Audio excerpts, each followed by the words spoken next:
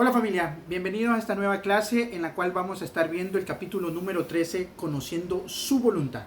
¿Quién es Él?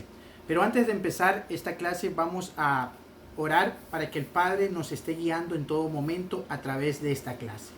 Amado Señor, que seas tú en este tiempo cuidando de nosotros y que tu voluntad, bendito Padre, sea cada vez más convirtiéndose en nosotros de esa utilidad necesaria, de esa manera en la cual nosotros podemos desenvolvernos cada vez más en este camino. Permítenos el día de hoy, Señor, que esta enseñanza que tú ya has preparado a través de personas, podamos cada vez más clarificarla y poderla tener como nosotros, como esa ayuda, como esa herramienta necesaria para el conocer tu voluntad, poder a través, Señor, de lo que tú has puesto en personas, poder conocerte un poco más, saber quién eres tú.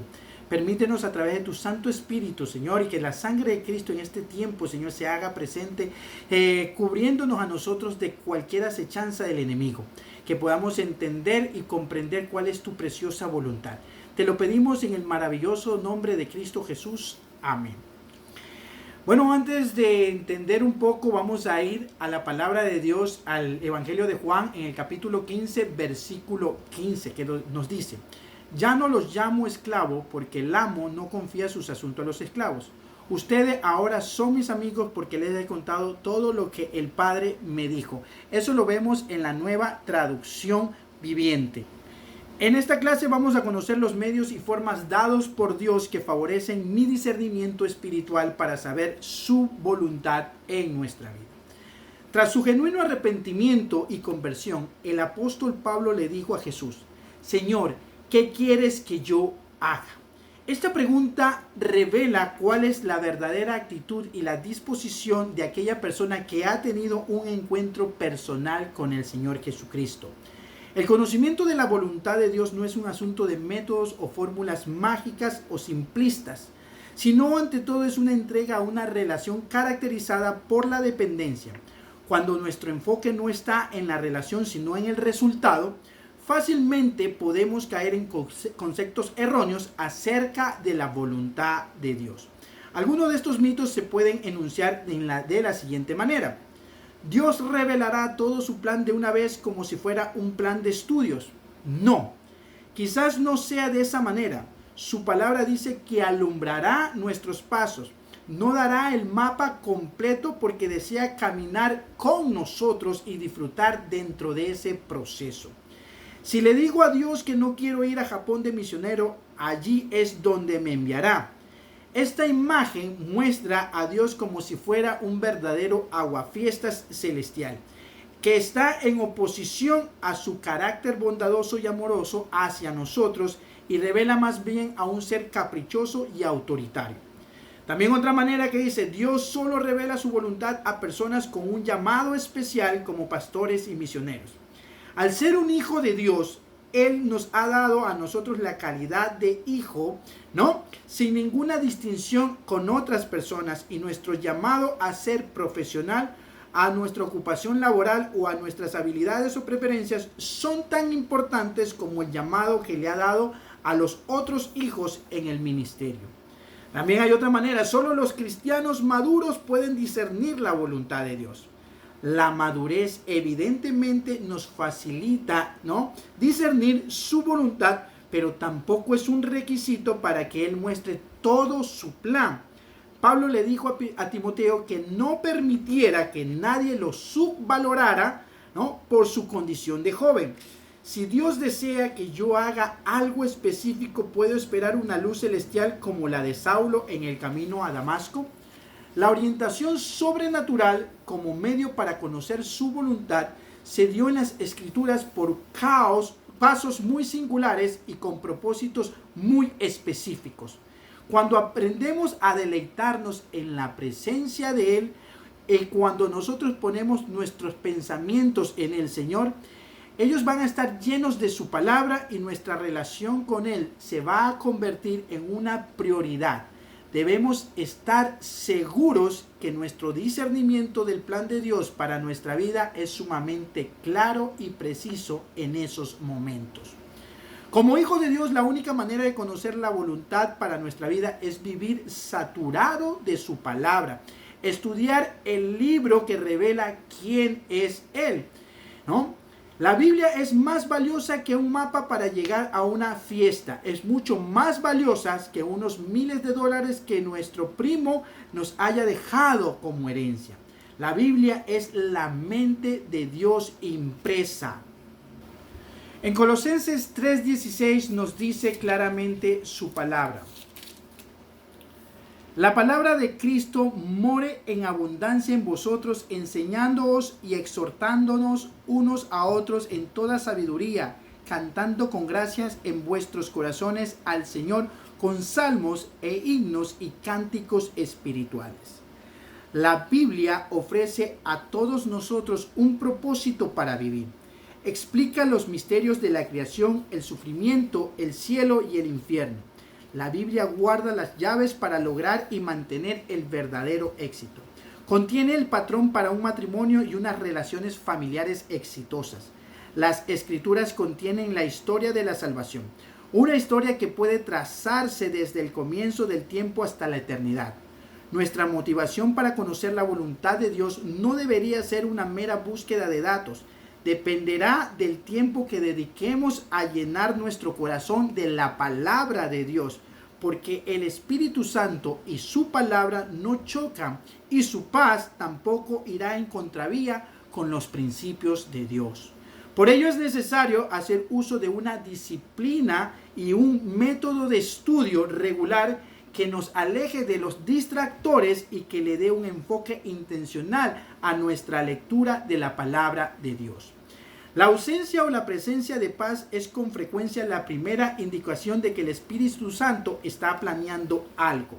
La paz es nuestro indicador, pero en muchas ocasiones podemos interpretar esa paz de acuerdo a nuestros deseos. Por ello es imprescindible reconocer que Dios no violará nuestro libre albedrío para forzarnos a hacer lo correcto. Nunca perderemos nuestra libertad de cometer errores. Por eso es tan importante que desarrollemos una sensibilidad continua a la ausencia o la presencia de la paz de Dios en nuestra vida. Siempre deberíamos estar atentos y sensibles al Espíritu Santo como para preguntarnos: ¿hay algo en particular que en realidad le causa la paz? ¿Hay algo que parece bueno pero que a medida que lo considera nos preocupa? ¿Hay conflicto entre alguna de sus opciones con la palabra de Dios?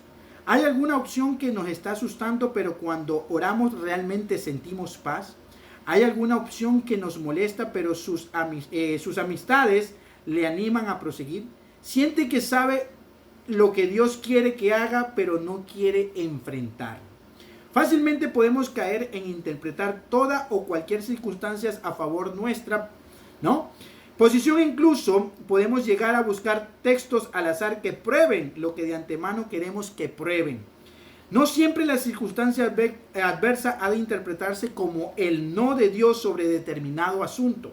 Debemos saber que a menudo las grandes bendiciones en algunas ocasiones están disfrazadas. Se forja en medio de las dificultades y la oposición. Al menos ese fue el caso de la reconstrucción de Jerusalén al mando de Nehemías. A su vez, las circunstancias pueden ser providenciales, es decir, están siendo dirigidas por Dios para el cumplimiento de sus planes. Al final de todo debemos descansar que, si oímos su voz y le seguimos, el Señor Jesús, como un buen pastor, nos abrirá la puerta y confirmará su voluntad. Es absurdo pensar que Dios no observa nuestras conductas para contestar nuestras peticiones. No podemos pretender buscar su dirección cuando nuestra vida no refleja sus caminos, actitudes y acciones por las que Él quiere que nosotros estemos caminando. Controlemos nuestro cuerpo, sometemos nuestras pasiones, practiquemos la justicia. Si maltratamos a nuestro prójimo o a nuestro hermano, maltratamos y despreciamos a Dios, porque ellos fueron creados a su imagen y semejanza. No podemos agradar a Dios cuando usamos a las personas como medios sin amarlas. Vamos a ver qué nos dice 2 de Timoteo 2:21. 2 de Timoteo 2:21 nos dice: así que si alguno se limpia de estas cosas, será instrumento para honra, santificado, útil al Señor y dispuesto para toda buena obra. Dios desea que vivamos una vida ejemplar dentro de nuestra familia, trabajo, iglesia y sociedad. El testimonio interior del Espíritu Santo es una de las fuentes en las que nosotros podemos conocer la voluntad de Dios. Para conocer su voluntad necesitamos estar llenos de su presencia y guiados por su poder. John MacArthur explica cómo su presencia debe invadir nuestra vida para obtener su dirección. John MacArthur dice: una tabletita burbujeante era una pastilla pequeña que se usaba para preparar una gaseosa, una especie de Alka-Seltzer con sabor. Se ponía en un vaso de agua y su sabor se esparcía por toda el agua. Esta pastilla con poder concentrado y compacto no sirve a menos que esté al fondo del vaso con agua. Tiene que soltar toda su energía para llenar el vaso y entonces se convierte el agua en algo nuevo. Si es de uvas, usted obtiene un vaso con refresco de uvas. El sabor de la pastilla determina el sabor del agua. En cierta medida, esto representa cómo el Espíritu de Dios funciona en la vida del ser humano. Él está en el cristiano todo el tiempo como una fuerza de energía divina, poderosa, concentrada y compacta. Cuando diariamente le pedimos que nos llene y caminamos de manera piadosa, podemos tener la seguridad que su respuesta nos llegará. Dios ha programado su código moral en nosotros para que actuemos de acuerdo a su deseo moral y ético más alto. Por ello nos dice, la conciencia es la capacidad interna de cada uno de nosotros para discernir el bien y el del mal, lo sabio de lo tonto. Un autor lo define de la siguiente forma: la conciencia es la facultad mediante la cual uno distingue entre lo que es moralmente correcto o incorrecto, lo que nos anima a hacer lo que reconoce como correcto y nos restringe de hacer lo que reconoce como incorrecto, lo que juzga nuestros actos y ejecuta juicio dentro de nuestra alma. Tenemos que reconocer que la conciencia es una de las principales herramientas mediante la cual el Espíritu Santo se comunica con los creyentes. No ignoremos las advertencias y los impulsos de la conciencia. Si lo hacemos, corremos el riesgo de ignorar completamente a Dios. La conciencia es una de las principales herramientas a través de la cual el Espíritu Santo se comunica con los creyentes. Por ello debemos tomarla en serio. No ignoremos las advertencias de Él y sus impulsos. Hacerlo es correr el riesgo de ignorar a Dios. De otro lado, las personas a nuestro alrededor se convierten en un apoyo para comprender la voluntad de Dios. La Biblia nos exhorta a que busquemos el consejo sabio, ya que las personas nos pueden guiar. Por ello, nos podemos preguntar: ¿cuál es la decisión más sabia que puedo tomar en vista de mi pasada experiencia? ¿Cuál es la decisión más sabia que puedo tomar en vista de mi situación actual? ¿Cuál es la decisión más sabia que puedo tomar con vista a mis sueños y planes futuros? Finalmente, podemos tener en cuenta los siguientes principios a la hora de tomar una decisión que nos permita confirmar la voluntad de Dios, ¿no? Dios en su palabra de manera directa nos ha dado una indicación explícita que debamos obedecer en cuanto a lo que estamos viviendo. De no haber ningún mandamiento expreso en su palabra en cuanto a nuestro asunto, tenemos la libertad y la responsabilidad de tomar una decisión y en cada paso debemos pedir sabiduría a Dios. Dicho de otra manera, cuando Dios ordena algo, debemos obedecer. Cuando no hay una orden, Dios nos está dando la libertad y la responsabilidad de escoger. Cuando no hay una orden, Dios nos da sabiduría para elegir. En cuanto al primer principio, el mejor ejemplo que se puede dar es nuestro compromiso con el cumplimiento de la Gran Comisión. No debemos preguntar su voluntad en cuanto a este asunto. Él ya ha sido claro. Con relación al segundo principio, una vez que hemos tomado una decisión, no debo culpar a Dios por mis malas decisiones. No debería espiritualizar o culpar a Satanás por todo lo que sucede, ya que debemos actuar y elegir con sabiduría. Vamos a Jeremías 40, vamos a leer Jeremías capítulo 40, versículos del 1 al 6.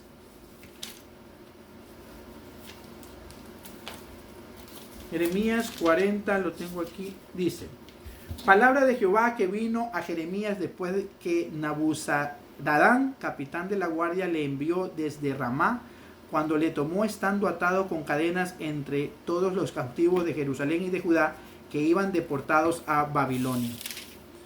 Tomó pues el capitán de la guardia a Jeremías y le dijo: Jehová tu Dios habló este mal contra ese lugar y lo ha traído y hecho Jehová según lo había dicho, porque pecasteis contra Jehová y no oísteis su voz, por eso os ha venido esto.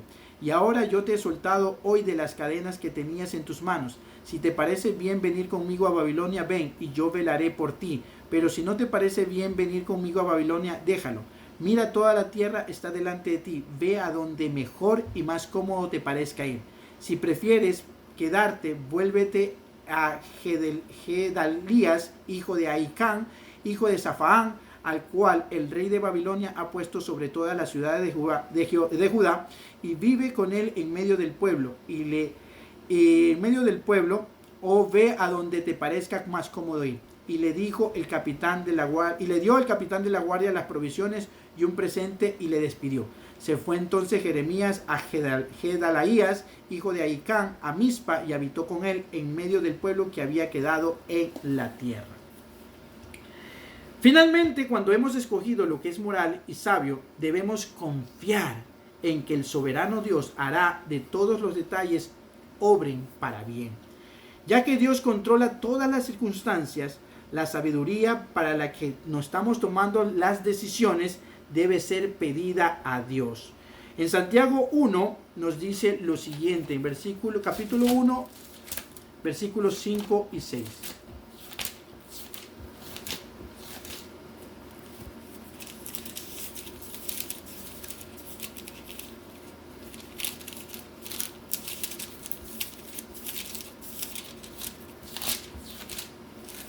Santiago, lo tengo por aquí.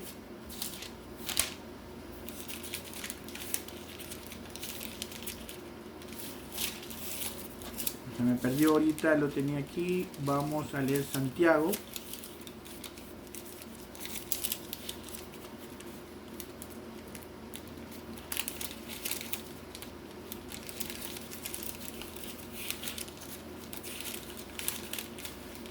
Santiago capítulo 1.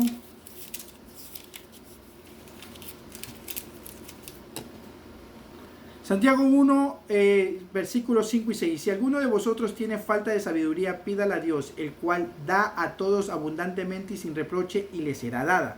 Pero pida con fe, no dudando nada, porque el que duda es semejante a la onda del mar, que es arrastrada por el viento y echada de una parte a otra.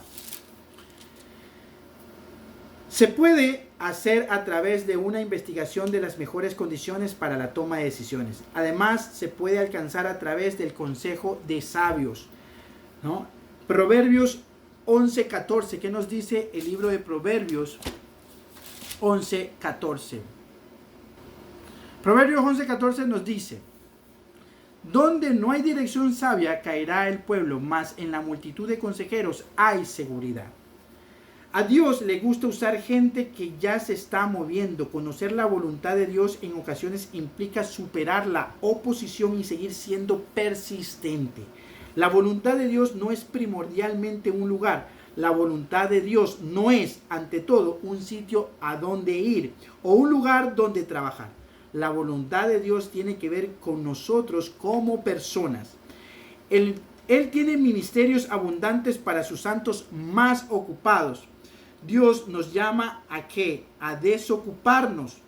Cada uno de los apóstoles a quienes Él llamó cumplía una tarea, tenían un trabajo. No simplemente escaparon de sus trabajos para correr tras el ministerio.